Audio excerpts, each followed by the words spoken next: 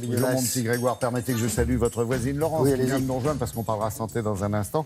C'est dommage que Nathalie s'en aille parce qu'il y avait du basket. Mais on commence par l'escrime. On va commencer par l'escrime, c'est les championnats d'Europe en ce moment et les Français qui se portent très bien sur les pistes de Düsseldorf en Allemagne.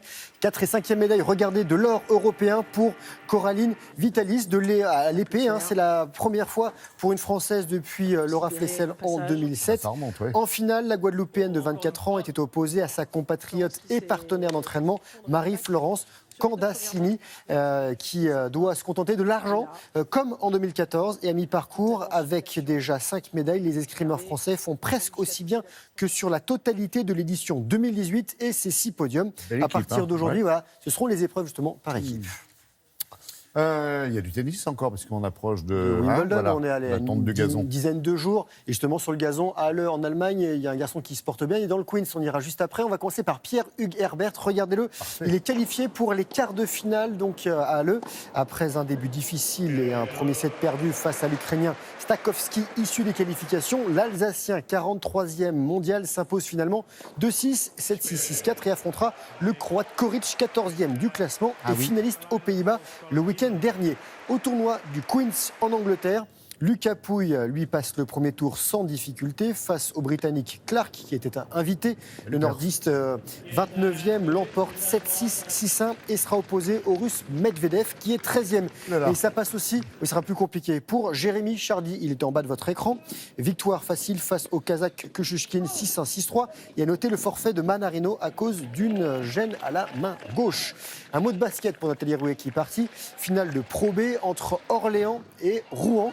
Et les Normands égalisent à 1 partout en s'imposant chez eux 78-63, 3e match à Orléans dimanche. Et le vainqueur rejoindra l'élite l'an prochain.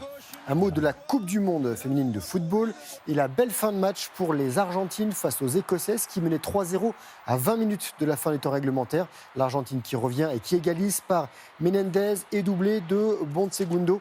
L'Écosse est éliminée et les joueuses argentines peuvent espérer voir les 8e de finale. Et 3e victoire en 3 matchs pour les Anglaises en blanc grâce à Ellen White qui inscrit les 2 buts du 2-0 face au Japon.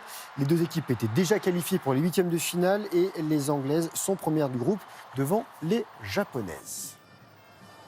2e but. Alors, on les laisse courir. Hein. On laisse courir.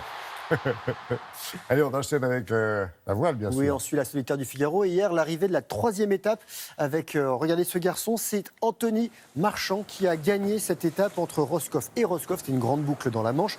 Il a devancé Gildas Mahé et Alexis Loison. Marchand a bouclé le parcours en 2 jours et 19 heures de navigation. Il avait déjà remporté 2 étapes de cette même course l'an dernier. Et Johan Richomme, qui était 13e hier, reste le leader de la course. Et le départ de la 4e et dernière étape entre Morlaix et Dieppe sera donné samedi. Un petit mot de cyclisme avec le Tour de Suisse, arrivé à Einsiedeln, c'est dans le nord du pays. 5e étape, victoire du champion d'Italie Viviani, comme la veille. Et il s'impose devant le Slovaque Peter Sagan, qui reste le leader. Et pour finir, on va prendre un peu de hauteur du côté de Besançon, avec le premier festival outdoor, Grandes Heures Nature, et un nouveau record de slackline, de highline même. Incroyable. Cette sangle souple tendue entre 2 points fixes, record en milieu urbain, 800 mètres de long. Donc pour cette highline, il est à 200 mètres au-dessus du Doubs, entre le fort de Brésil et la citadelle. En fait, il n'est pas attaché, il a une longe, voilà, une sécurité. Il s'appelle Pablo Signori, il a mis 30 minutes pour faire donc ces 800 mètres. Oui, alors je précise pour Laurent, il a une longe, mais il y a des anneaux le long du câble. Exactement. Sinon, il taperait dans la falaise en descendant comme... oui. Non, il y en a qui le font. Ça serait pas drôle. Oui, il y en a beaucoup qui le font. Il y a eu de très beaux films et de très beaux documentaires qu'on a diffusés sur France Télévisions d'ailleurs. Merci Grégoire, à demain.